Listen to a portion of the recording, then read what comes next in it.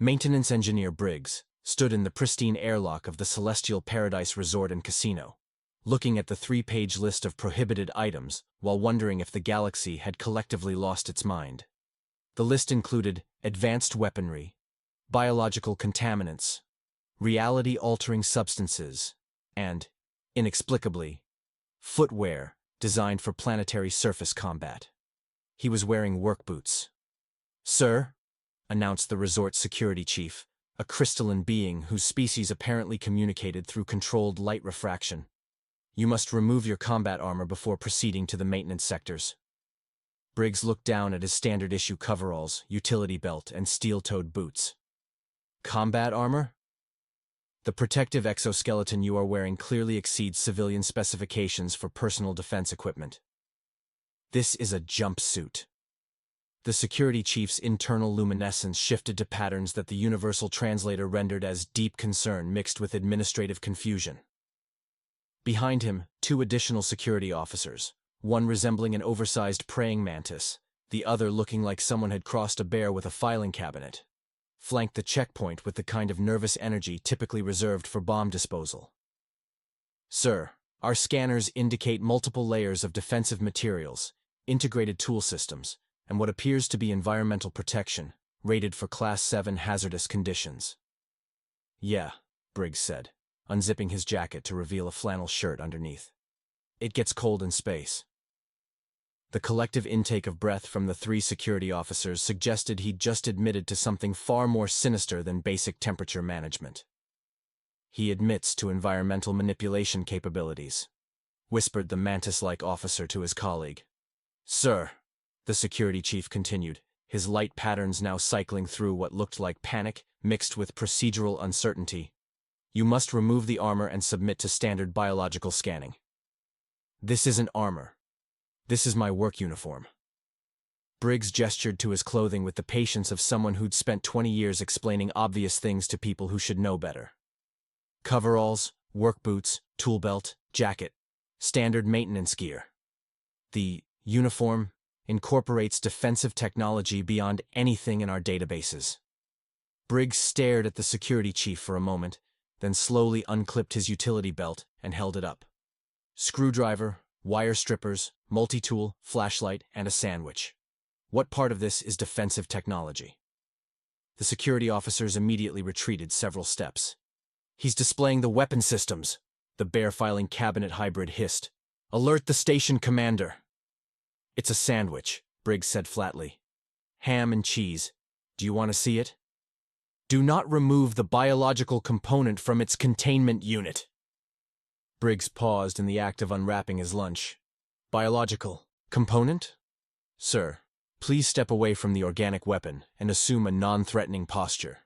It's food. Food is organic material designed for consumption and metabolic processing," the security chief explained with the tone of someone addressing a dangerous lunatic. "What you describe as food registers on our scanners as a complex biological matrix with unknown properties. Because it's a sandwich, made of food, which is biological." The silence that followed was broken only by the sound of emergency alerts beginning to echo through the station's communication system.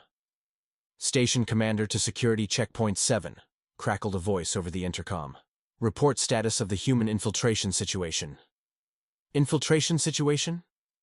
Briggs looked around the airlock, which now seemed to be the center of considerably more attention than a routine maintenance call typically warranted.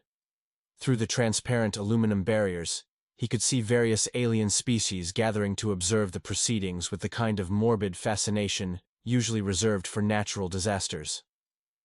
"Sir," the security chief said carefully, "our protocols require that you remove all armor, weapons, and defensive systems before entering civilian areas." "I already told you, this isn't armor." "Then what is it?"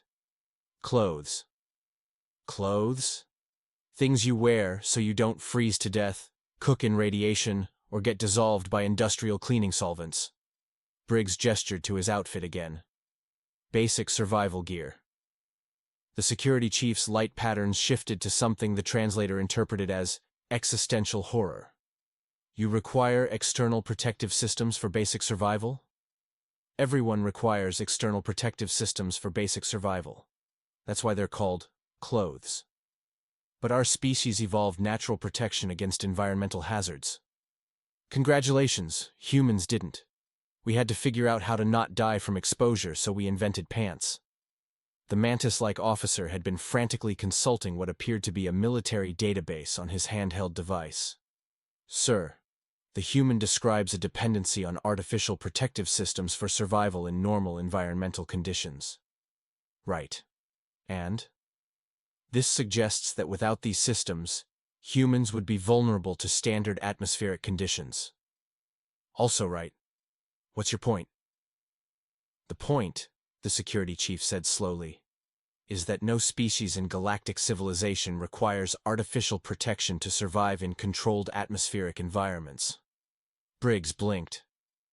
You're telling me that every species in the galaxy evolved perfect environmental protection, and humans are the only ones who need to wear clothes? That appears to be the case. So when I say I need to keep my jacket on because it's cold, you are describing a survival requirement.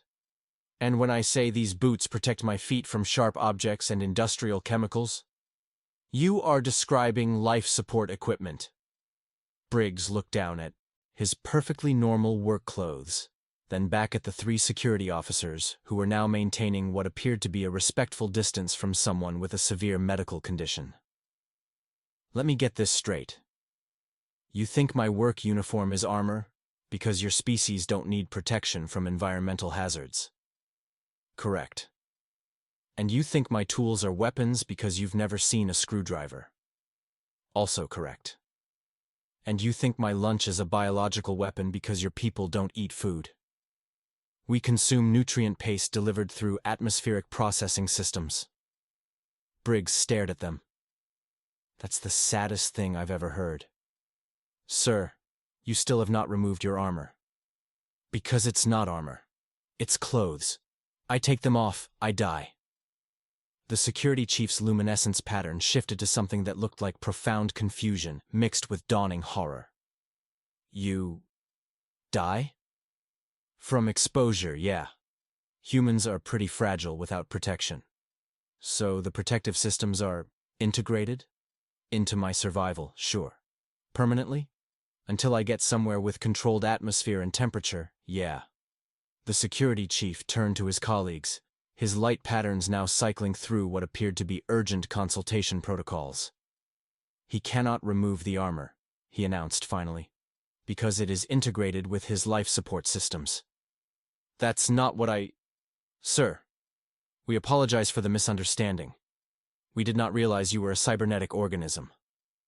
A what now? Your biological components have been integrated with artificial protective systems to the point where removal would be fatal. Briggs opened his mouth to correct this misunderstanding, then closed it again as he realized that, technically, they weren't wrong. Station Commander to Checkpoint 7, the intercom crackled again. What is the status of the human? The security chief activated his communicator. Sir, the human appears to be a biomechanical hybrid. His armor cannot be removed without terminating his biological functions. Copy that. Treat him as a Class 3 enhanced being, and escort him to the maintenance sector under protective observation. Enhanced being? Briggs asked. Beings who have integrated technology with their biological systems for survival purposes, the security chief explained. Very rare, very dangerous. Dangerous. If your technology fails, you die. Therefore, you will do anything to protect your technology. Therefore, you are unpredictable. Briggs looked around the airlock, at the three nervous security officers, at the crowd of aliens pressing against the barriers to get a better look at the enhanced being, and at the emergency alerts still flashing throughout the station. I just came here to fix your air conditioning, he said. Yes, the security chief replied, his light patterns now conveying what appeared to be deep sympathy for Briggs's tragic cybernetic condition. We understand that you require atmospheric control systems for survival. As they escorted him toward the maintenance sector, Briggs couldn't help but notice that the other aliens in the corridor gave him a wide berth, looking at him with expressions that seemed to combine awe, fear, and pity. He was starting to suspect that this maintenance call was going to be more complicated than usual. 4 hours into what should have been a routine maintenance call, Briggs found himself escorted by an honor guard of 12 security officers and a xenobiologist who kept taking readings with increasingly agitated scanning equipment. "Fascinating," muttered Dr. Thysicol, a six-legged academic whose species apparently evolved from something resembling a scholarly spider. The human's biomechanical integration allows him to function in atmospheric conditions that would be lethal to most organic life forms. "I turned up the thermostat," Briggs said, adjusting the environmental controls in the resort's main atmospheric processing center. The temperature had been set to a comfortable 15 degrees Celsius, which apparently counted as Arctic survival conditions by Galactic standards. "He manipulates environmental systems without protective equipment," one of the security officers whispered to his colleague. "Even our hazmat specialists require full atmospheric suits for this kind of work." Briggs looked at the pristine, climate-controlled chamber that housed the resort's air recycling systems. Protective equipment for what? It's room temperature. "The ambient temperature in this sector is 289.15 Kelvin, Dr. Thysicol announced, consulting his scanner with obvious concern. "That's well within the range that causes cellular damage in most species." "It's 60 degrees Fahrenheit. That's jacket weather." "Jacket weather," the xenobiologist repeated, making notes on his device. "The human describes potentially lethal environmental conditions as requiring only minimal additional protection. The maintenance itself was straightforward.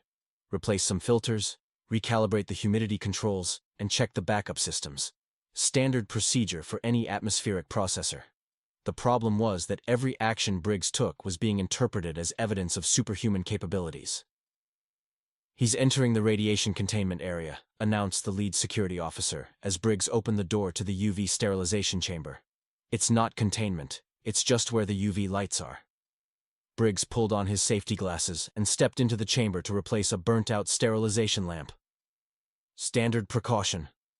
The human is entering a lethal radiation zone without protective armor," someone shouted over the communication system.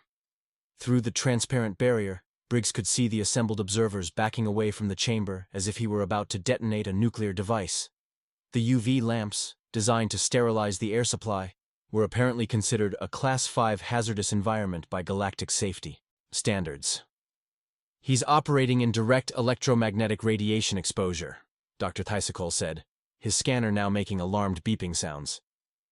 "This should be causing immediate cellular breakdown. It's ultraviolet light, the same thing that comes from most stars." Briggs replaced the lamp and tested the new unit. "You people need to get out more." "He suggests voluntary exposure to stellar radiation," one security officer murmured to another. "Clearly, human pain tolerance exceeds previously known biological limits." The next phase of the maintenance required accessing the chemical processing unit, the system that removed contaminants and toxins from the station's recycled atmosphere. When Briggs opened the access panel, the assembled crowd of observers immediately began evacuating the area. "Chemical hazard alert," announced the station's emergency system. "All personnel evacuate Sector 7. Human demonstrating resistance to toxic atmospheric conditions." "It's soap," Briggs called out to the rapidly departing aliens. "Industrial-strength cleaning solution, the same stuff you use to wash dishes." "The human describes industrial solvents as domestic cleaning agents," Dr. Thysicol said, speaking into his recorder while maintaining what he apparently considered a safe distance. "This suggests either severe neurological damage or advanced biochemical adaptation." Briggs finished cleaning the filters and reassembling the chemical processing unit, while his audience observed from behind blast barriers. Every routine maintenance action was being documented, analyzed, and apparently classified as evidence of impossible biological engineering. "Environmental systems operating at optimal efficiency," he announced, closing the final access panel and checking his work. "He has successfully modified atmospheric processing systems in conditions that should have killed him 17 times, Dr. Thysicol announced to his colleagues.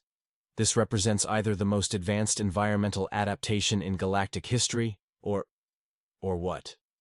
Or humans are not naturally occurring organisms." The silence that followed this pronouncement was broken by Briggs's communicator chiming with an incoming message. "Maintenance control to Briggs.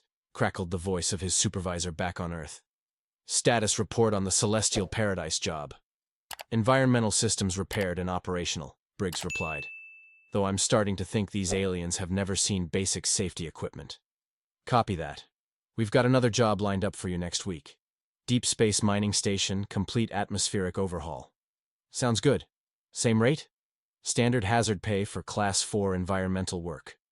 As Briggs finished his conversation, he noticed that Dr. Thesicol had gone very still, his scanning equipment now making continuous, alarmed chirping sounds. Did you just discuss additional environmental manipulation operations? The xenobiologist asked carefully. My job. Mining station needs new atmospheric processors installed. Mining station? Yeah. Deep space operation, no natural atmosphere, probably some nasty industrial runoff to deal with. Standard stuff. Dr. Thysicol turned to the security team, his movements conveying what appeared to be barely controlled panic. He describes Class 5 hazardous environment modification as standard stuff, the xenobiologist said, his voice rising several octaves. And he's performed these operations before. How many times? Asked the security chief. Briggs shrugged. I don't know. 20 years in environmental systems maintenance, maybe 3-4 jobs a week, couple thousand installations. The collective gasp from the assembled aliens suggested he'd just admitted to something considerably more significant than routine maintenance work. Thousands of environmental modification operations, Dr. Thysicol whispered. He's describing systematic terraforming capabilities. Station commander to security team, the intercom crackled with obvious urgency. We have a problem. That human just admitted to conducting terraforming operations. I fix air conditioners, Briggs said. Alert Galactic Command, the station commander continued. We need immediate consultation with the Military Strategic Assessment Division. Military? Briggs looked around at the gathered aliens, all of whom were now maintaining respectful distances while speaking in hushed, concerned tones. It's maintenance work.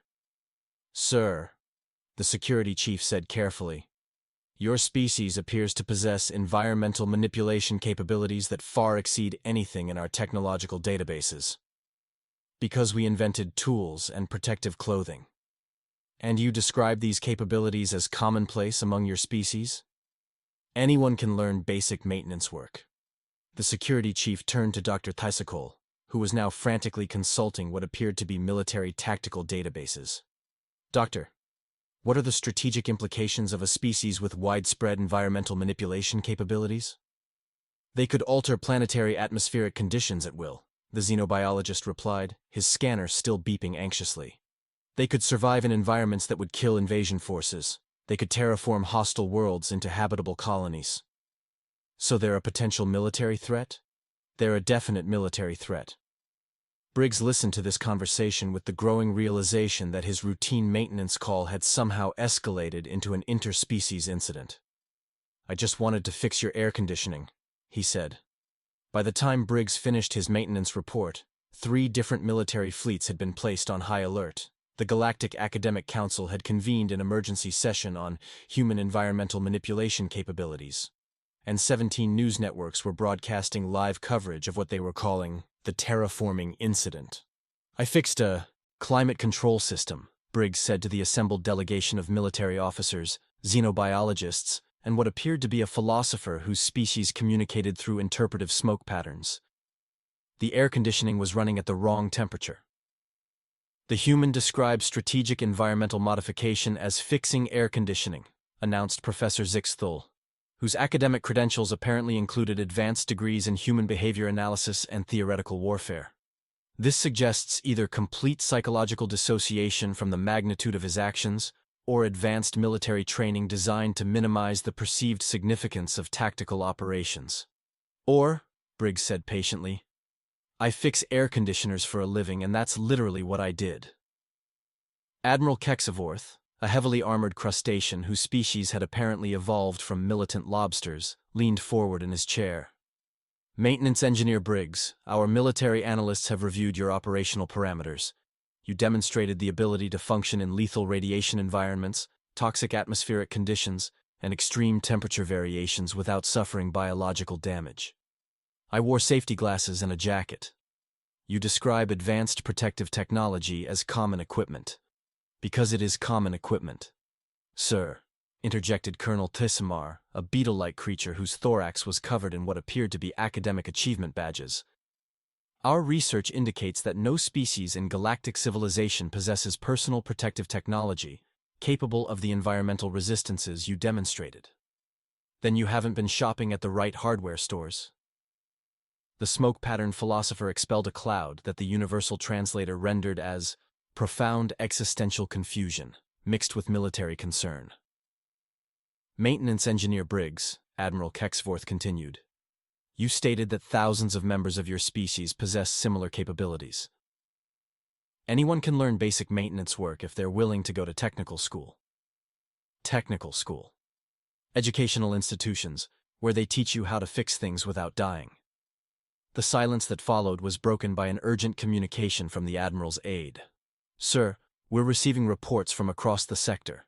17 different species have begun evacuating systems with human populations, citing concerns about environmental warfare capabilities. Environmental warfare? Briggs looked around the room. I installed new air filters. You modified atmospheric composition in a controlled environment while demonstrating immunity to conditions that would terminate most biological functions, Professor Zixthul corrected. The strategic applications are obvious. The strategic applications of changing air filters? The ability to alter planetary atmospheric conditions while surviving in environments hostile to enemy forces represents the ultimate terraforming weapon. Admiral Kexforth activated his holographic display, showing what appeared to be tactical assessments from multiple military organizations. Maintenance Engineer Briggs, how many members of your species possess these environmental manipulation capabilities? I don't know. Millions? Anyone who works in construction, manufacturing, mining, agriculture, or basic utilities. Millions, the Admiral repeated slowly. Minimum. Probably tens of millions if you count people who do their own home repairs. The collective intake of breath from the assembled delegation suggested that Briggs had just described something considerably more alarming than do-it-yourself maintenance. He describes a species-wide militarization of environmental manipulation technology, Colonel Thismar announced to his recording device. Estimated population of trained environmental warfare specialists, tens of millions. They're plumbers and electricians, Briggs said. What are plumbers and electricians? People who fix water systems and power systems. Another silence, this one lasting long enough for Briggs to begin wondering if the universal translator had malfunctioned. Water system modification specialists, Professor Zixthul said finally, and power grid manipulation experts. They fix leaky pipes and replace light bulbs.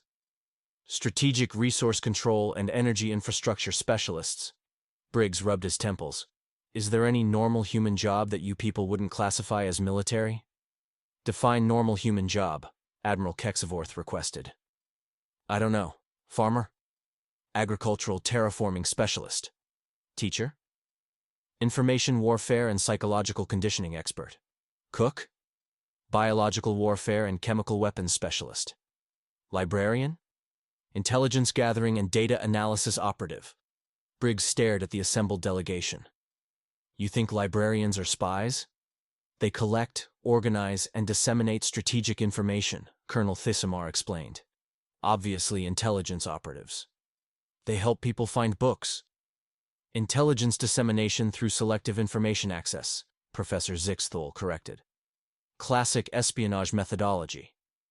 That's when the priority alert started. Attention all stations, announced the emergency broadcast system. Galactic Defense Council has issued a Class 2 threat assessment regarding human environmental warfare capabilities. All systems with human populations should implement immediate protective protocols. Protective protocols? Briggs asked. Standard defensive measures against environmental warfare, Admiral Kexforth explained. Atmospheric isolation, water supply quarantine, power grid segmentation, and population evacuation from areas with potential terraforming targets. You're going to quarantine every place that has humans because I fixed an air conditioner? We're implementing galaxy-wide defensive measures against a species with demonstrated capabilities in atmospheric modification, radiation resistance, chemical immunity, and temperature adaptation. Briggs's communicator chimed again. This time it was his supervisor, and he sounded considerably less calm than usual. "Briggs, what the hell did you do out there? Fix the climate control system like you asked. According to the news, you demonstrated impossible environmental warfare capabilities and caused 3 species to evacuate their home systems. I turned up the thermostat and changed some air filters. The Galactic Defense Council just classified all human maintenance workers as potential environmental warfare specialists. That's ridiculous. They're offering a 10 million credit bounty for any human willing to teach environmental manipulation techniques to allied species."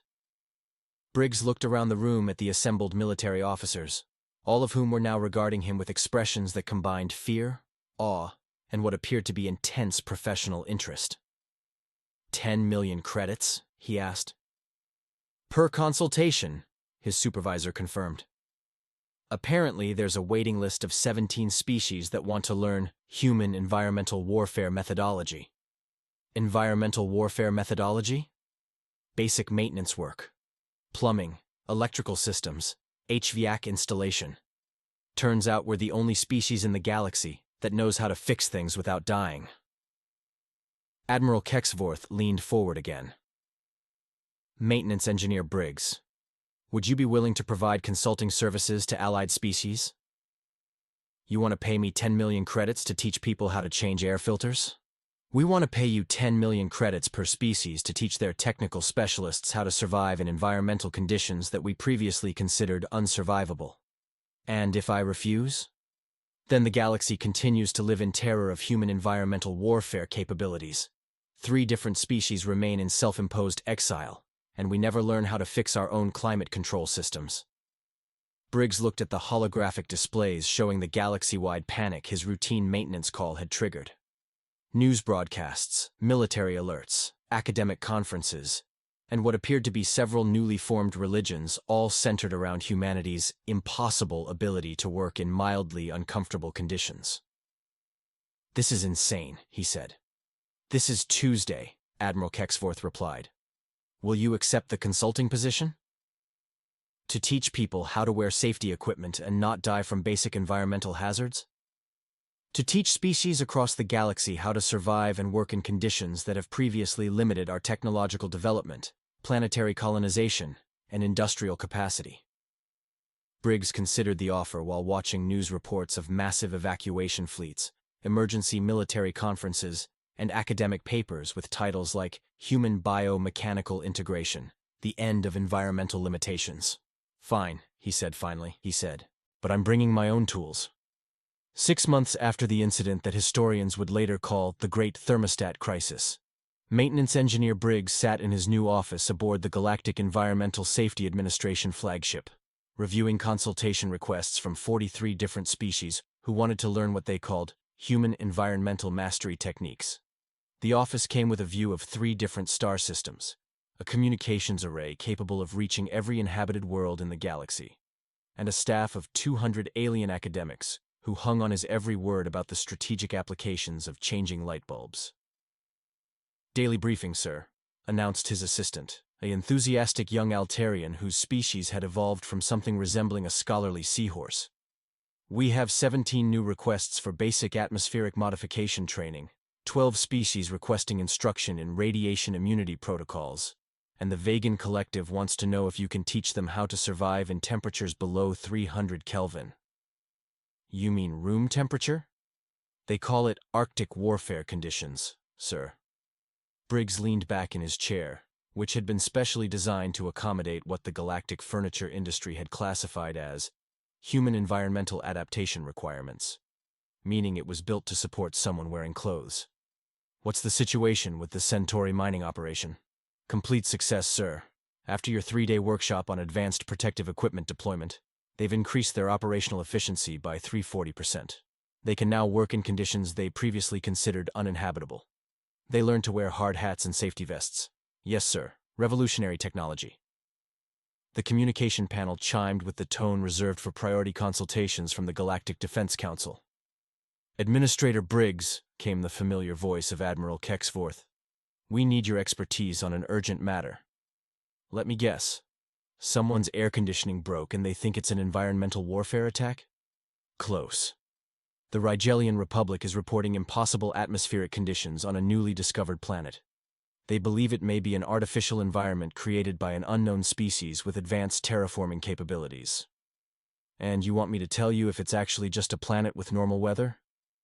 "The atmospheric readings indicate temperature variations of up to 50 degrees Kelvin, intermittent precipitation consisting of dihydrogen monoxide, and periodic electromagnetic radiation exposure from the local star." Briggs paused. "Admiral, that's a description of Earth on a partly cloudy day." "Earth? My home planet, where humans evolved. Those aren't artificial conditions. That's just normal weather." The silence that followed was familiar.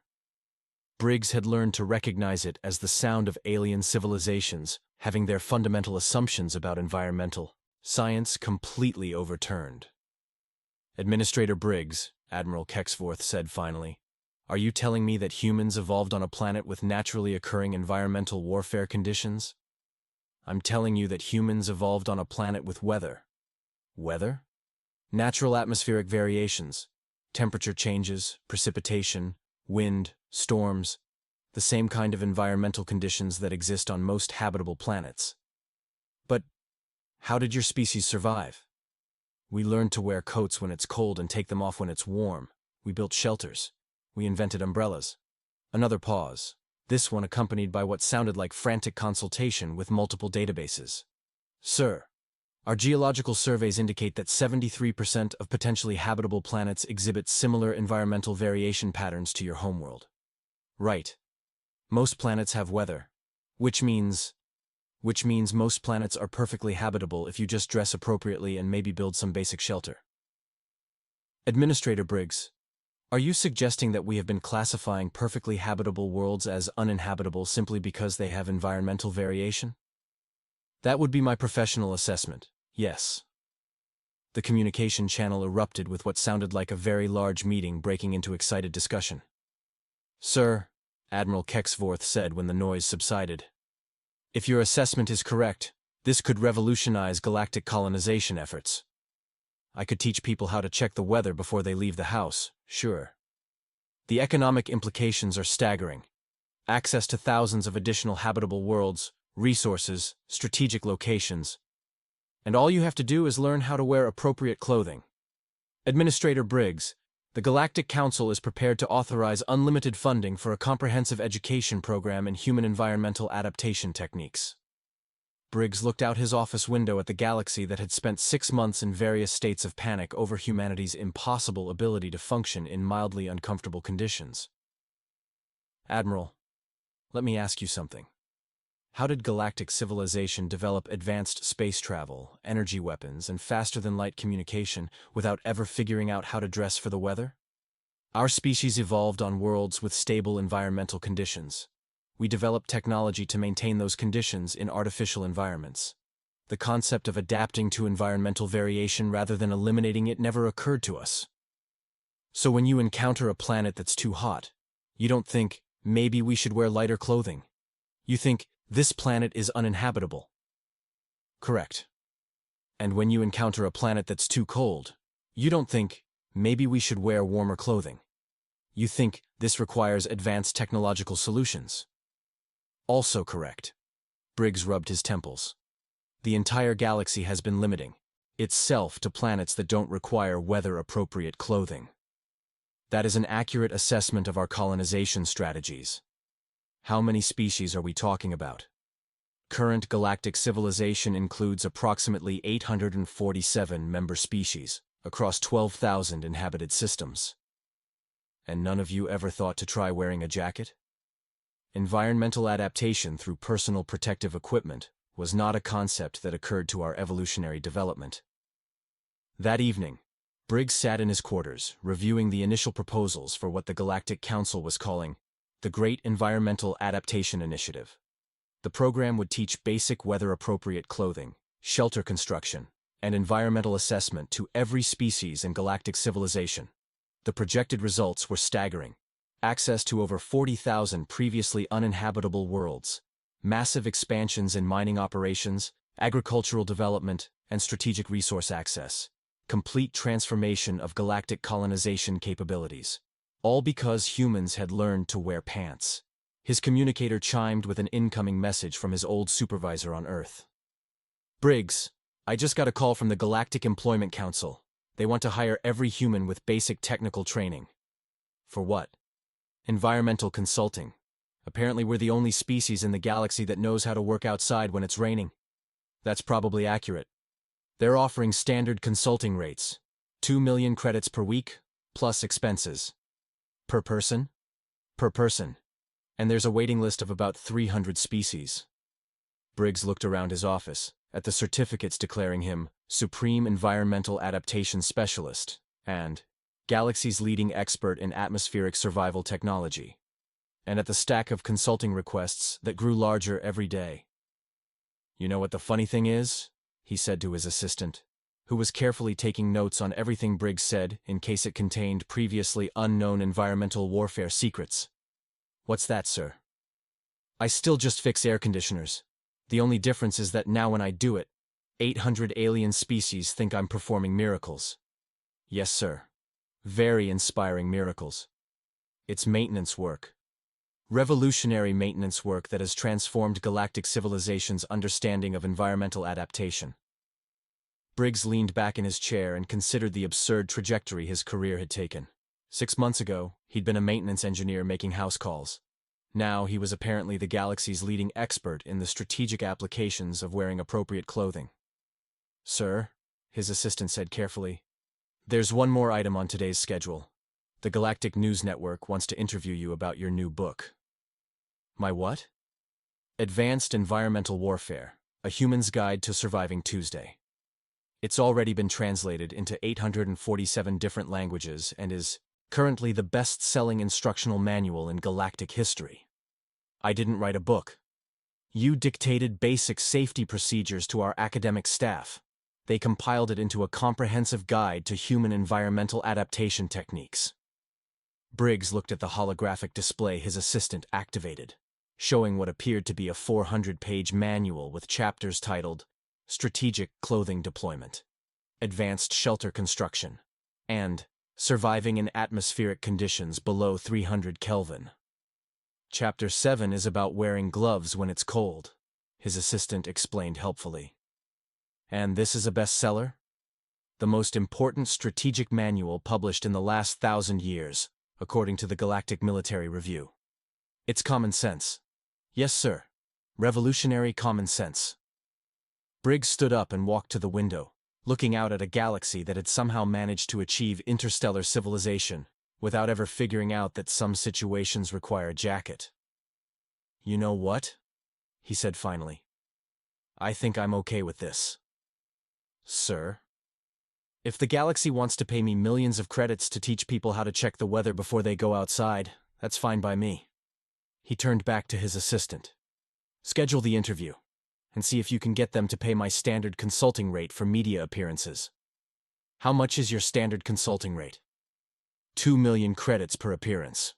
Same as teaching someone to wear a hard hat. His assistant made a note. I'll see what I can negotiate. As Briggs settled back into his work, reviewing proposals for teaching advanced umbrella deployment to the Rigelian Republic and strategic boot selection to the Centauri Federation, he reflected on the strange turn his life had taken. He was still just a maintenance engineer. He still fixed climate control systems, replaced filters, and performed routine environmental system repairs. The only difference was that now the entire galaxy treated these activities as evidence of humanity's superior environmental warfare capabilities. And honestly, if alien civilizations wanted to pay premium rates to learn that you should wear a coat when it's cold outside, who was he to argue with that level of cosmic stupidity? After all, somebody had to teach them. It might as well be him.